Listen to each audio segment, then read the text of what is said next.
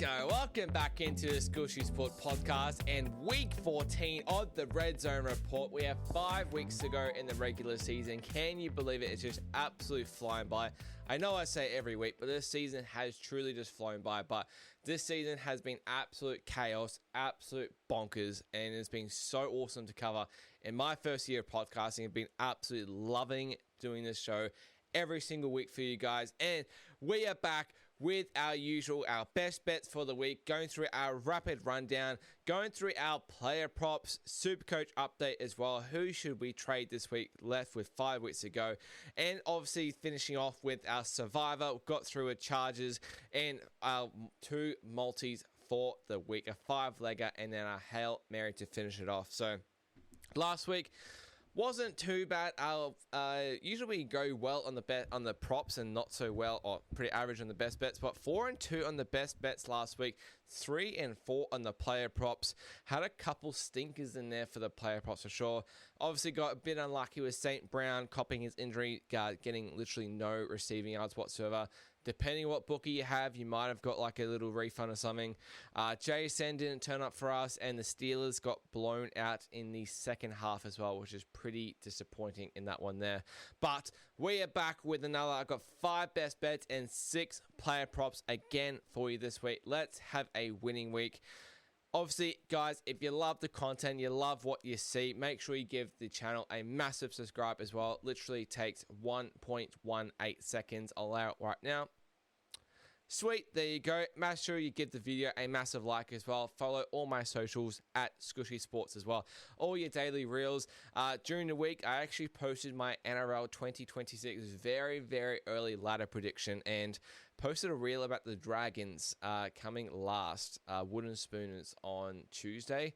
Holy dooly, it has been making its rounds. Not a people are loving the fact that the Dragons will get the Wooden Spoon next year, but that's just my prediction, baby. That's just how it all works in the podcast system and in the sporting world. So yesterday had my global sports roundup as well, my Scotia Sports Report, bringing you the latest sporting news from around the globe that's happened, covering about 6 or 7 sports in there, so plenty of action. Obviously, my Women's Player of the Week in there, but without further ado, let's not waste any time. Let's dig straight into our best bets, and we're going to start off with our prime time game on Thursday Night Football. We have had some success with these Thursday Night Football games this year, and I am back with another banger of a bet, I reckon, in this game here. So we have got the Dallas Cowboys, who have just recently beaten both Super Bowl opponents from the season gone, and that is the Eagles and the Chiefs, just beaten in a 5-day span. They now travel to a pretty lustless Detroit Lions at the moment, who are not really playing their best football at the moment. They lost, 3 weeks ago, and then had an overtime win against the Giants, a comeback win, and then they lose in Thanksgiving against Green Bay at home. Not really playing the best football at the moment. And now St. Brown has a day-to-day injury. I would probably be saying he's not going to play this one. I think they'll just want to rest him, hopefully try and win this one and get through. I think they've got a little bit of a sort of obviously a mini bye heading to week 15. And if they can just get through this game unscathed, I think he'll definitely be back for the week after. They're banged up, man. They're getting healthier, and now they're banged up again. But we have got the Lions as a 3-point favorite in this one, and a total of 54.5, one of the highest totals of the season. Doesn't shock me with 2 offensive juggernauts in this sort of game and 2 defenses that have been pretty below average, I would say, this season. So for me in this game, I'm going to keep riding this Dallas train, baby. The Dallas Cowboys, they are playing some darn good football at the moment. They are in a win-and-win mode. They know they cannot afford to lose. They have now brought themselves back into some form of hope of winning the NFC East. I don't think they'll make it through getting into a wildcard spot. They do have to win this division, I think, to make the playoffs. They're currently 2 wins behind the Philly Eagles at the moment, and 1-1 on the tiebreaker there at the moment. If they win in, it will be very interesting, considering how poor the Philly Eagles form is at the moment. But I am 100% wanting to fade this Lions defense at the moment. On the secondary, they're so banged up. Their star cornerback, Terrion Arnold, is completely banged up. He's on IR now for the next 4 weeks, so we won't see him back until week 18, in the looks of it. And now you've got to face probably one of the best wide receiver duos in the league at the moment. CD Lamb and George Pickens just rolling into town. And how do you stop these guys? That's what I want to know. How do the Dallas Cowboys not put up a ton of points in this game? It's a high total for a reason. Indoor stadium, so weather does not affect this. I am looking at the team total for the Dallas Cowboys in this one here. Depending on what book you use and depending on the juice, you're probably looking around the 25.5 mark for this one here. And I love the Dallas Cowboys to be put up at least 26. I think they can at least score 30 against this Detroit team. And I know the Dallas defense has been somewhat better in the last few weeks since trading for Quinn Williams. I just still am not so keen to rely on it just yet.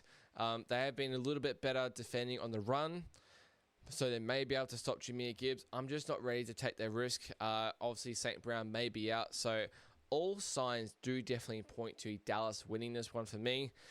If you can't get like a 25.5, I'm actually fine with you taking the points plus 3.5. I think I'm just going a little bit safer option. You never know. It could be 35-31 Detroit for all we know. It could be an absolute shootout. But for me, I just don't see how Detroit defense, especially the secondary, is stopping this offensive juggernaut that is Dallas.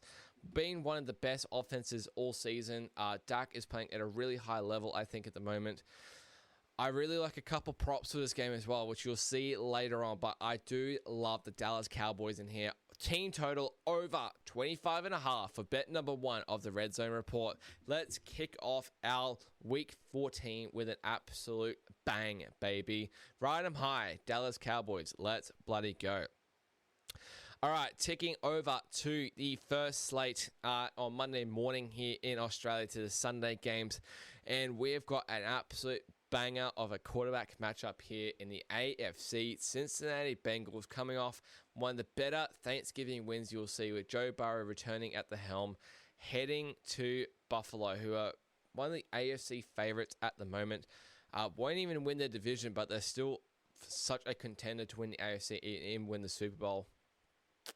Bengals at the Bills. Joe Burrow against Josh Allen. It really doesn't get that much better. Maybe Josh Allen and Mahomes, but Joe Burrow and Josh Allen, for me, easily top 4 quarterbacks in the league at the moment. And we don't get these matchups often, and I'm feeling very grateful to be able to watch a matchup like this in very, very cold weather in Buffalo at the moment. It looks like there is a cold snap coming to the east side of the US in the next coming weekend. It is going to be absolutely freezing in Buffalo, which I don't think it affects both teams, either team, sorry. Buffalo's obviously used to it this time of the year. Cincinnati, I think they're fine. I've seen Joe Burrow play in the snow. I think he'll be absolutely fine. But Bills are a 6-point favorite here in this one. Total of 51.5. I think it's 52.5 now since recording this now. This one has opened at Bills 6.5 with a total of 51.5. So I've seen a tiny bit of Cincinnati money, and that's where I'm happy to roll with. Keep giving me Joe Burrow, baby. If you're gonna, I get this defense. I get it 100%. But this Cincinnati defense had one of their best showings, probably the best showing of their year so far. I had 5 takeaways against the Ravens last week. Whether it's just a one-off, I'm not quite sure. Whether the Ravens made that mistakes, I'm not sure. Shout out to Isaiah Likely, dropping that ball over the line for a touchdown. If they can somehow replicate that sort of performance against Josh Allen, obviously they're not going to get 5 takeaways again. Why is this number 6, man? Like, you compare these two quarterbacks, this number should be a pick 'em, in my opinion. Whether it's a neutral in Buffalo, that sort of thing. I think this number should be close to a pick 'em. I get the Bills have got the better defense. Bengals are coming off a mini bye, though, and they are similar to Dallas. They're just in a win-win-win mode. They've brought Joe Burrow back, knowing they still have some form of sniff to make the playoffs there. Whether it's winning, I think they have to win the AFC North just to win the division, like Dallas have to win their division. But for me, 6 points is just too many in this game for me. I just don't see a world where Josh Allen does beat Joe Burrow here by more than a touchdown. If they do, it would have to be a terrible Bengals defense performance, which I'm not ruling out, but I think Joe Burrow would have to have an off week as well at quarterback there. And, I mean, we saw last week, he's been out 11 weeks. Started a little bit rusty, but he just worked his way back and had a mint touchdown pass to Ashovius, or Yoshi, we call him here. But happy to take the Cincinnati plus the 6 points here. Bills off a tough road win last week against Pittsburgh as well. It was a tight game at halftime. Bengals coming off that mini bye. Absolutely love Cincinnati here. Hashtag Houday. Give me Cincinnati Bengals and Joey Burrow in the cold. Joey Burrow plus the 6 here. Moving on to another AFC matchup, and this one has absolutely no playoff implications here. So you might be thinking, Scooshy, what the hell are you doing betting a game, talking about a game that has no playoff implication at all? I reckon I've got some edge here, and that is the AFC East division matchup between Miami Dolphins and the New York Jets. Jets, Jets. In the Monday morning slate as well. Jets are a 3-point home dog at the moment with a total of 40.5 here.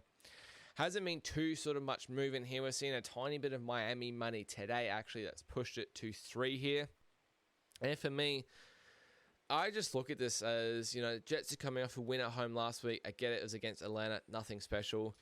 But for me, I'm happy to fade a Miami team who is used to playing in the heat down in, obviously, Miami, Florida.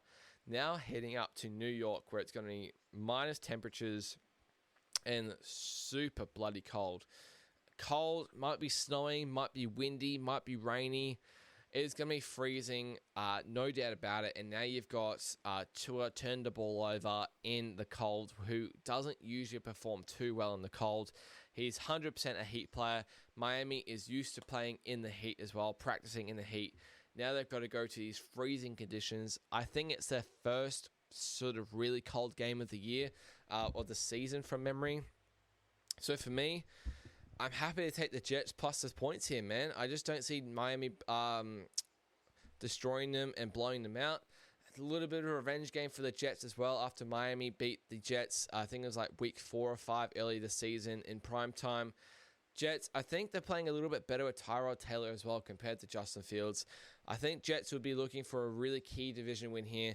Both teams aren't going to make the playoffs. They know that. And it's just for me, what motivation does Miami Dolphins have heading up to New York to play in the cold in a road game? I think they just won't have any interest. I love the Jets here plus the 3. Jets, Jets for your Monday morning. Let's go. That is bet number 3 for the Redzone Report. Sorry, did I say 5 best bets? I've actually got 6. Excuse me. I forgot about that last one there. 3 more to go. We're halfway through, and this is one of the absolute banger games of the week. Banger games. Not one that we probably thought would be at the start of the year, but we have now got the number 1 seed in the NFC, the Chicago Bears. Hashtag bear down. Heading to their massive division rival, the Green Bay Packers, in the frozen tundra. It is going to be effing freezing in Green Bay here. Close to feels like a minus 16 degrees Celsius temperature there, I believe, at kickoff. It is going to be freezing with the wind chill. And now we have got one of the epic battles in the NFC North. These two teams still have to play each other one more time after this week, but this game will go close to working out who will win the division, especially if Bears get the road win here. The Packers are a 6.5 point favorite, though. It's very generous considering the Bears have a better record with a total of 44.5. Hasn't been too much movement in this one during the week. If you like the Bears plus the 6.5, maybe even plus the 7, I don't blame you whatsoever. I can see this being quite a tight game. This line is quite blown out for me, in my opinion. There might be a bit of a square dog, the Chicago Bears this week, though, after that big win in Philadelphia. Well, they won 5-6 in a row now. Absolutely incredible. Green Bay off a very good win, though, on Thanksgiving against Detroit. They looked very, very good on offense, in my opinion. Very efficient.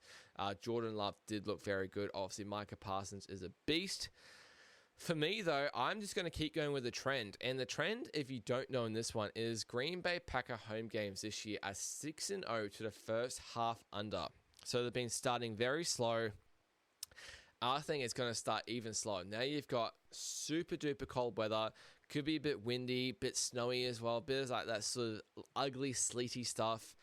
I can't see quarterbacks wanting to throw the ball much. I think they'll try and run it. I definitely know Chicago will try and run it like they did last week against Philadelphia. Whether Micah Parsons is going to let that happen, I'm pretty confident he won't.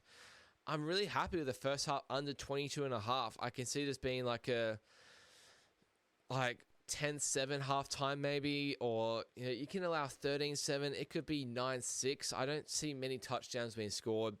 If they do get down the field, I can see the defenses in both red zones are holding up the offenses quite well. And it's just a matter of me looking at this game. I just don't see both teams being able to move the ball with much success. I get it. Green Bay moved the ball last week. They put up a ton of points against Detroit. Completely different scenario. Indoor stadium. Chicago, they put up 25 points against Philly last week. It was a pretty tight game in the first half, though. So I'm expecting this game to stay quite low in the first half to get this trend to 7-0 for the season there for Green Bay.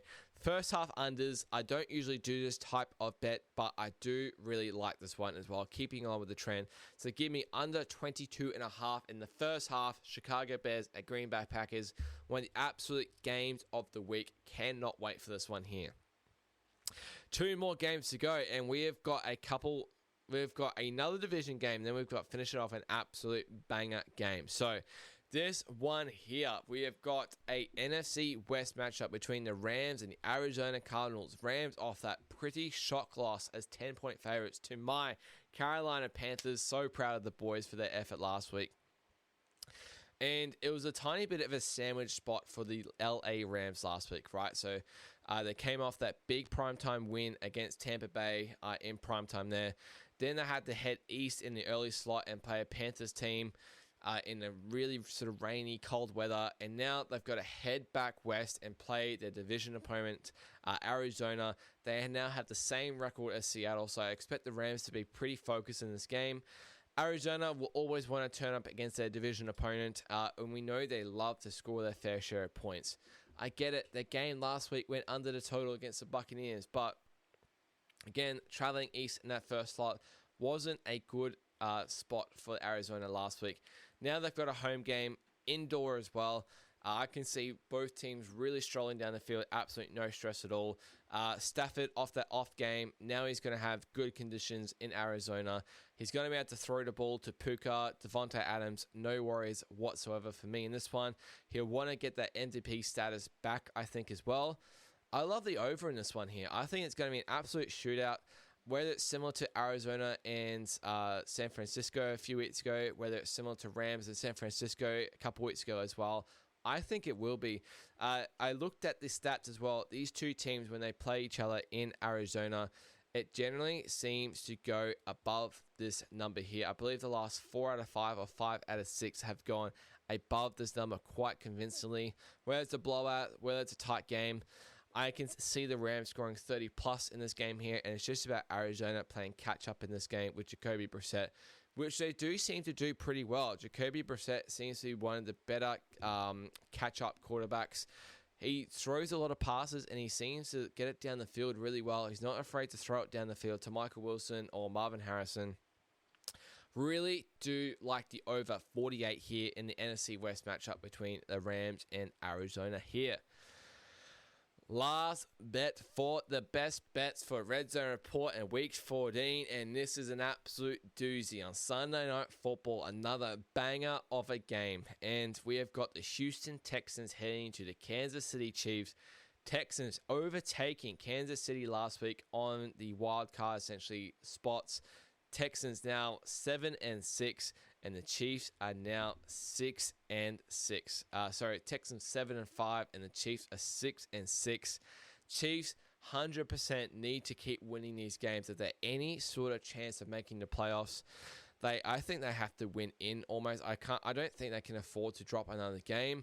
I think they'll be favorites for the rest of the year. So they got this one. They got still got Chargers. They're favorites next week. They still got Denver to play at home. They'll be favorites for that one. Then I think they have the Browns and the Colts. I want to say for that one. Oh, Titans. I want to say. So pretty relatively easy matchup still to come for the Chiefs, but must-win situation in primetime here. But for me, I love the way this Texans defense is looking. I think the Texans are probably in better form than Kansas City at the moment. I'm not looking to a side in this one here. I think it's got probably like a field goal sort of game written all over it.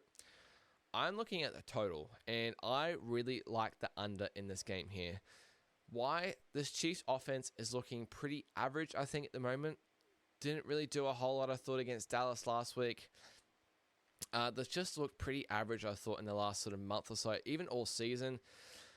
And the defense is pretty average as well, in all honesty. And Texans, their offense is probably their low spot in this one. The offensive line isn't that great.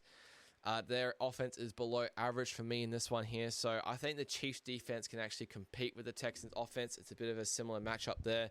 This Texans defense is absolutely elite here. Absolute elite. If it's not top 3, it's one of the best in the league at the moment. And you look at how these matchups are going to happen. Chiefs have got a couple O-line men out. Texans on your pass rush have got Danielle Hunter, Will Anderson attacking attacking Mahomes all night long. Then you got guys like Derek Stingley, who's going to be able to mark Rashee Rice pretty well, in my opinion. So I think this is going to be a really tight game, a really low scoring game. Maybe something like a 20-17, maybe 21-17 this one here. I just don't see this game really getting close or threatening to the over here, in my opinion here. I think the Chiefs would have to score at least 20, and Texans as well. I just don't see where maybe either team scores 20 in this one here. So Chiefs really struggling offense at the moment. Do they click? Maybe. They could still win 24-17. This game goes under. They'll be doing pretty well to score 24 points against this Texans defense, who managed to hold off the Colts last week. They held off the Bills the week before. They are looking effing awesome. Fucking awesome on defense at the moment. So primetime unders here, baby. Sunday Night Football. We know we love them. Give me under 42 between the Houston Texans and the Kansas City Chiefs on Sunday Night Football. Waiting all day for Sunday night. All right, that will do it for the best bets for Week 14 on the Redzone Report. Let's get straight into the Rapid Rundown. So, if you are new to the Redzone Report, the Rapid Rundown is where I cover the other, we've got 8 games for the week, pretty much as quick as possible, giving you my quick lean on the game, or no lean potentially. If I do have a lean, it's just not enough for me to get to the window, but I will let you know. And let's get started. Rapid Rundown, 3, 2, 1, and bang. So, Washington Commanders at the Minnesota Vikings. This game is pretty much a pick 'em now, total of 42. I do have a lean to the Vikings there. JJ McCarthy is back, even though he's bad. They just got shut out last week, though, so I expect the big bounce back at home. Saints at the Buccaneers. Buccaneers, 8.5-point favorite, total of 42.5. I do lean the over in this matchup here. I think Tampa Bay will be able to put up their fair share of points, and Saints will be able to as well. Titans at the Browns. Browns are a 4-point favorite, total of 33.5. Lowest all season, I'm pretty sure. I think the Browns absolutely blow them out in this sort of game here. I just can't lay it with the Browns. I really do struggle, but wouldn't shock me if this game is, like 24-3 or something in this one here. I just don't see how the Titans score. Seattle at Atlanta. Atlanta plus 7-point underdog at home, total of 44.5. I think Seattle bounces back in a pretty big way. I think Darnold has a big bounce back game if he's good to go. Drake London may be back for the Falcons. I just don't think it'll make much of a difference really against the Seattle defense, who is just playing out of their minds at the moment. I can see Seattle having a big win, getting back on track. Pittsburgh at Baltimore. Huge game in the AFC North. Huge game. Baltimore a 6-point favorite, total of 42.5. I do lean the under, but this under has been steamed down to shit. It opened at 47 on Sunday. Can you believe, Monday, sorry. Can you believe that? Now it's down to 42.5. Do lean the under. Should be a pretty gritty game. I just can't pick a side. Could go either way, honestly. Indianapolis at Jacksonville. Huge AFC South matchup. Huge game. Jacksonville plus 1.5-point dog. Total of 47.5. I do have a lean to the Jags in this one here. Indy play at Jacksonville every single year. Division matchup. They have not won there since 2014. Fun fact here. Shout out to my good mate for telling me that. Shout out to Tompois. Gotta love Jacksonville in this sort of spot here. I'm very close to betting Jacksonville just because of that sort of trend. Just want to see a little bit more injury report during the week and where Daniel Jones is heading with that fibula. AFC West matchup, Denver heading to Las Vegas, who are a 7.5 point home dog, total of 14.5. I remember I was on this under, 4 or 5 weeks ago, it finished 10-7. Let's go back to the well. I do lean the under once again, could be a contrarian over, hasn't moved too much during the week. How is Las Vegas scoring against this Denver defense? I just don't know.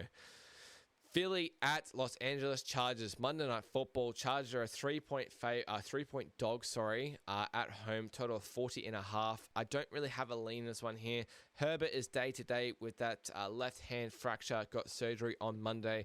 This will most likely be a pretty dominant Philly home crowd, I'd say, even though it's in LA.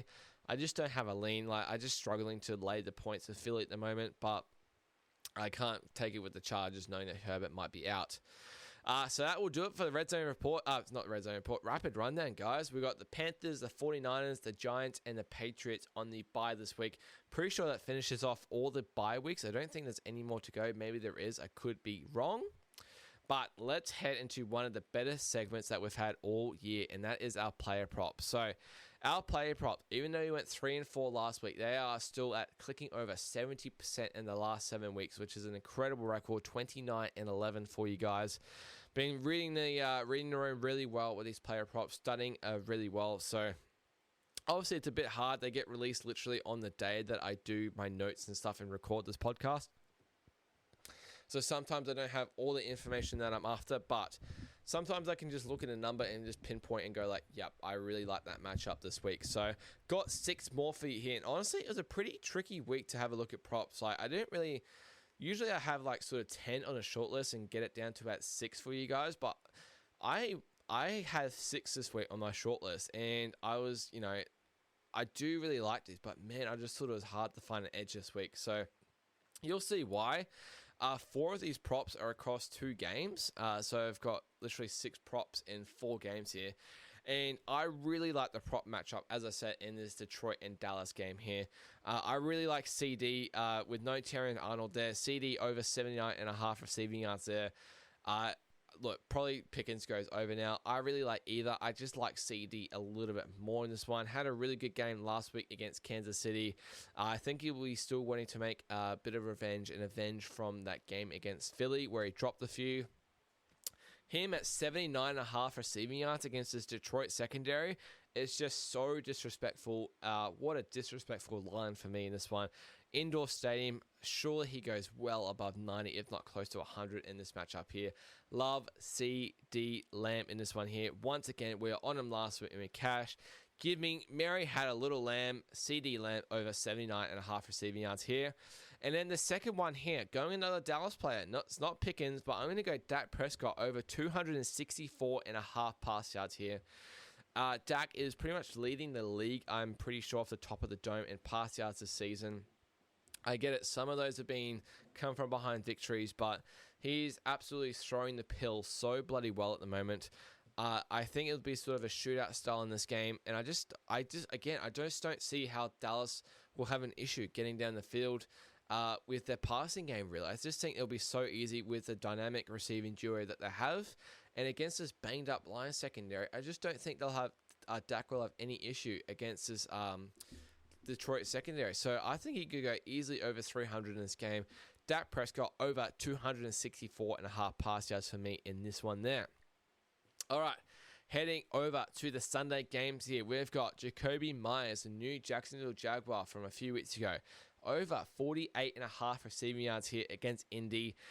Big one for Indy is Sauce Gardner is going to be out of this game. Their new quarterback, a cornerback that they just got in the trade deadline a few weeks ago. He will not be in this game here for Indy. And that leaves a massive hole open for Jacoby Myers in this one here. Really good advantage in the slot matchup there. Really worked well for Nico Collins last week, and I'm happy to go back to the well with Jacoby Myers in the same sort of situation this week here. I do like him over Brian Thomas Jr. I think Lawrence is starting to build a connection with Myers, which is really good to see. So him at 48.5, I'm happy to take that number for sure. I think he could go well over that number, especially with no Sauce Gardner. Three more to go for the player props here, and we're going to go a Denver Bronco rushing prop here, and that is RJ Harvey over 42.5 rush yards in this one here. This line is absurdly low, and I'm not really understanding why. He's going to be the clear RB1 for Denver this week against a terrible Vegas rush defense. They cannot stop the run for shit. This team last week against the Chargers with, Curtis Patterson and Kamani Vidal, let them have over 180 rush yards or something absurd. Now you've got a Denver offense who is struggling, I think, with Bo Nix. He had a pretty decent game last week, to be fair. But in a situation they're most likely going to be leading in the game, I think they just run it down their throat, don't they? Isn't it just a get in and get out situation for Denver in this game? Try and run the ball as much as they can. Try and get RJ Harvey, the rookie, a little bit of reps in this game. How does he not go over 42.5 rush yards in this game after what Raiders did last week? Absolutely love RJ Harvey this week, over 42.5 rush yards. Literally could do it in one quarter in one run if he wanted to. Two more to go, and it's in one game here. We're going to go to the Sunday night game here. I'm going to start off with Patrick Mahomes here. So it could be over rush yards, it could be over pass yards, over passing touchdowns. Could be him to score a touchdown. It is. I'm going to fade Mahomes this week, and purely because of this Texans defense. So I've gone with this Texans pass defense a couple weeks in a row now. It was an unlucky loss on Josh Allen a couple weeks ago with that lateral that cost us the under. Then we won last week with Daniel Jones unders as well. His number was at 223.5, I think. Now you're giving me Patrick Mahomes at 242.5 pass yards in a game where they're favorites, in a game where it's going to be really cold as well. Really conservative game, I feel like, as well. Two quarterbacks, Josh Allen and Matt Stafford, in week one have gone over 225 pass yards this season. Now you're giving me Patrick Mahomes in a dodgy offense at 242.5. I just think this number is inflated because of the name of the quarterback and the name of the team. Absolutely love this under for Mahomes this week. Happy to absolutely keep fading this Chiefs offense and keep going with this Texans pass defense. Patrick Mahomes under 242.5 pass yards here. And then the last prop of the week, I'm going to go to CJ Stroud's boy in this one. His wide receiver one, Nico Collins, over 67.5 receiving yards in this one here. Absolutely tore apart the Colts last week. I get it, they had no source, but I just don't rate this Chiefs defense at all at the moment. And they could be in a situation where they do have to pass the ball near the end if they're in a come from behind situation. I just think he's going to go straight to his main man, Nico Collins. Really low line for me in this one here. I'm just not quite sure why it's so low. CJ Stroud, he's getting better. He got better in the second half last week. I think he's going to be having an improved performance here. Love Nico Collins over 67.5 receiving yards this week. All right, that will do it for our 6 player props and our 6 best bets. Let's move into a little bit of SuperCoach chat. I'll chat about it briefly because this season has not been too kind for me. Scored 457 last week, which is a bit of a low-scoring week. I actually went up in the rankings, 824 to 5.5K. Still top 17%, just nowhere near where I should be or where I want to be. But it is what it is, right? It just is what it is. For me, last week, I traded out Drake London and traded in Jamar Chase, who proved to be a pretty good trade-in, not too far away from a touchdown in a big game against the Bills, I believe, this week. And speaking of Jamar Chase, he is one of the top 3 trade-in players this week. So him, along with Patrick Mahomes and CeeDee Lamb, are the top 3 trade-in players this week.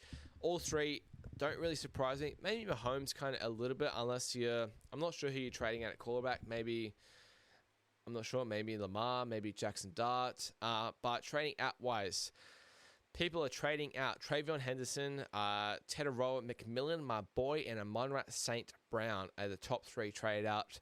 All 3 do make sense to me to a T, I guess. St. Brown sort of makes sense with that injury. He's probably going to be back the week after, though. You've got Henderson on the bye this week, same with McMillan. So I do kind of get it. If you've got trades in the bank and you're looking to chase points, We'll touch a bit on break-evens. They are getting pretty more irrelevant as it comes to the end of the season, especially if you are running out of trades. We've got Dontavian Wicks, minus 26 break-even, AJ Brown, minus 22 break-even, and AD Mitchell from the Jets, minus 22 break-even as well.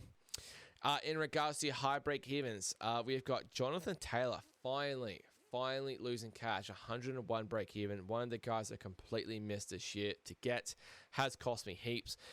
Josh Allen, 91 break-even. Joe Burrow finally has his first price decrease, 70 break-even, and Justin Herbert, a 70 break-even. For me, I'll keep it short and sweet. I'm boosting once again. Before this week, I had 9 trades and 2 boosts left, so I was pretty conservative with my trades this season. Obviously hasn't paid off for me, but I am going to boost this week. Fuck it, why not?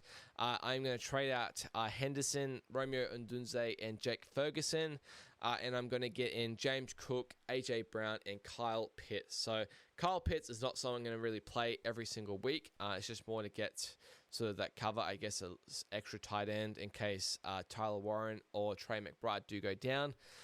Do like the looks of James Cook against that Cincy defense, and then AJ Brown, especially, he is looking pretty good despite how bad this Philly offense has been. So, have got 6 trades and 1 boost left for the season. I think what is after week 14...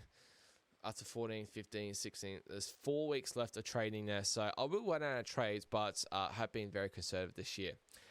In terms of captaincies, nice and simple. I'm actually going to vice captain CeeDee Lamb this week in case he does go off. My main thing, I'm just going to captain Josh Allen. Probably due for a little bounce back game. Didn't have to do much last week against the Steelers. Bills ran for a record against the Steelers like ever, which is like amazing to see. Over 250 rush yards or something absurd. So I think Allen will have a pretty tidy game against Cincinnati this week. Hopefully not too good where they cover the number. Still like Cincy plus a 6 there.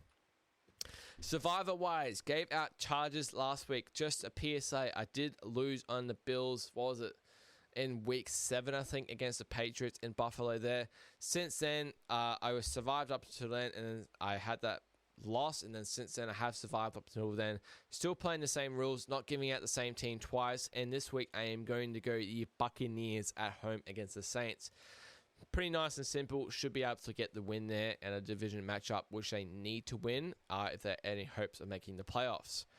Alrighty, let's finish it off, baby. Our multis for the week. So our multi for the week, we have cashed 2 of these this season. One was at $46 odds, and one was at $29 odds a couple weeks ago. Let's go again, baby. Let's win number 3. We so cool to win 3 for the season. That is some big profit.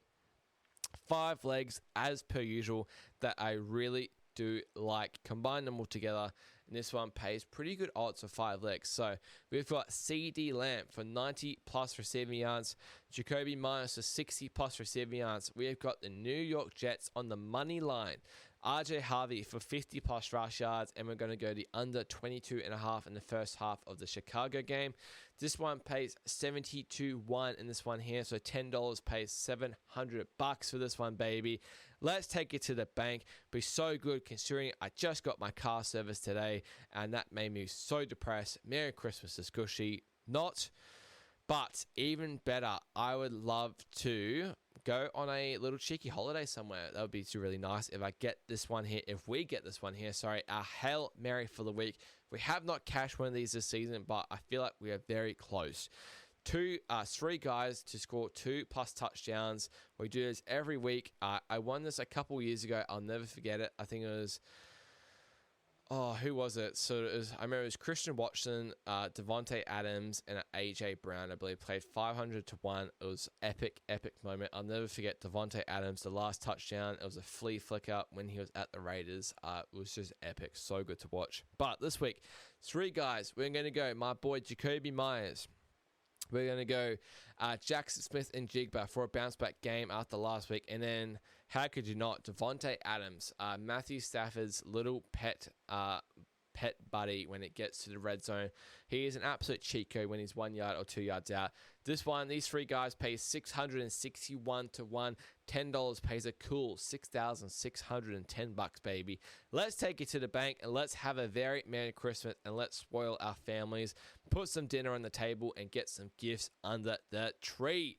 All right, let's do a recap of the Red Zone Report for week 14 here. As I said, coming in hot with 6 best bets. We have got the Dallas Cowboys team total over 25.5. We've got Cincinnati Bengals plus a 6.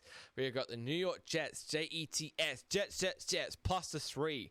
And we have got the under 22.5 in the first half of the Bears and Packers game.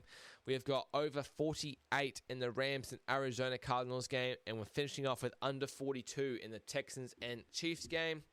Our player props for the week is CD Lamb. Mary had a little lamb over 79.5 receiving yards. Dak Prescott over 264.5 pass yards. Jacoby Myers over 48.5 receiving yards. RJ Harvey over 42.5 rush yards. Patrick Mahomes under 242.5 pass yards. And Nico Collins over 67.5 receiving yards here for your player props. Our multi for the week, 5 legs. We've got my boy, Mary had a little lamb, 90 plus receiving yards. Jacoby Myers, 60 plus receiving yards. The New York Jets on the money line. RJ Harvey, 50 plus rush yards. Under 22.5 in the first half of the Packers and Bears game. Pays 70 to 1, $10 returns a cool $700. And to finish it off, our Hail Mary for the week, 3 players, 2 plus touchdowns each. Jacoby Myers, Jackson Smith and Jigba, and Devontae Adams, 661 to 1 odds, $10 pays $6,610, baby. Let's have a very happy Christmas. That would be so awesome to do this. That will do it for this week's episode of the Red Zone Report, Week 14 edition. After this week, I can't believe we have 4 more weeks to go of the regular season before the playoffs. Yes, I will be doing playoff episodes 100% as well. Cannot get enough of the NFL. As I said, guys, make sure you give this episode a massive like on YouTube, a follow on Spotify, podcasts, wherever you get them. Subscribe to the YouTube channel. Follow all the socials at Squishy Sports as well. Posting daily reels, uploads, all that sort of thing. And we're doing 3 podcasts a week as well. So good. As I said, guys, thank you so much for watching. I will see you next week for another edition of the Red Zone Report. And cheers.